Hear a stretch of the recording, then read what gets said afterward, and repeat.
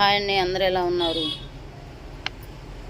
Betting apps జోలికి వెళ్ళొద్దు, betting apps ఆడద్దు, betting apps జోలికి వెళ్ళి ఫ్యామిలీని సఫర్ చేయొద్దు, మీ ఫ్యామిలీని రోడ్డుకి ఈడ్చొద్దు అని ఇంతలావున ఇంతమందిని చెప్తున్నా మళ్ళీ అదే రిపీట్ చేస్తున్నారు ఎందుకండి? ప్లీజ్ ప్లీజ్ ఎవరు బెట్టింగ్ యాప్స్ జోలికి వెళ్ళొద్దండి. బెట్టింగ్ ఆడితే మన ఫ్యామిలీ సఫర్ అయిపోయింది, మన ఫ్యామిలీని రోడ్డును పడేసిన వాళ్ళం అవుతాము. రేపు ఈ టయానికి మన ఉనికి ఉంటుందో ఉండదో తెలియదు. ప్లీజ్ దయచేసి అర్థం చేసుకోండి. ఇంతలా నేను ఎందుకు చెప్తున్నా అంటే, ఈరోజు షాప్ కాడికి ఒక పిల్లోడు వచ్చాడు. అక్క, ఈ యాప్లో మనం 200 వేస్తే 1000 రూపాయలు వస్తాయి అంట అక్క, ఈ యాప్ ఎలా ఎక్కియాలో కొంచెం చెప్పక్క అని అడిగాడు. అరే ఏందని చూస్తే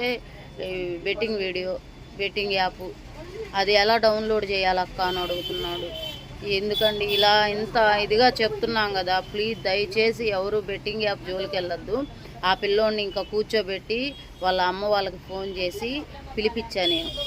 పిలిపించి ఇట్లాంటి సంగతి, ఇది యాప్లో గేమ్ ఆడతాను అంటున్నాడు మీ అబ్బాయి, అలా ఆడకూడదని చెప్పి ఆ అబ్బాయికి మంచి మాటలు 4 చెప్పి పంపించాం. అలా గేమ్లు అయితే ఆడద్దు ప్లీజ్, దయచేసి చెప్తున్నా. మీ నాన్నకు తెలియకుండా మీ అమ్మ దాచి పెట్టుకున్న డబ్బులు తీసుకొచ్చుకొని యాపుల్లో పెట్టి లేనిపోయిన సఫర్ అవ్వద్దు. ప్లీజ్ ప్లీజ్ ఎవరు బాధపడద్దు, ఎవరిని బాధ పెట్టద్దు. ప్లీజ్ దయచేసి ఎవరు బెట్టింగ్ యాప్ జోలికి వెళ్ళొద్దు ప్లీజ్ అండి.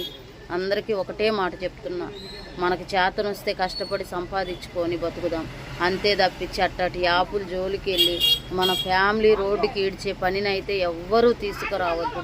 ప్లీజ్ అందరూ మారండి.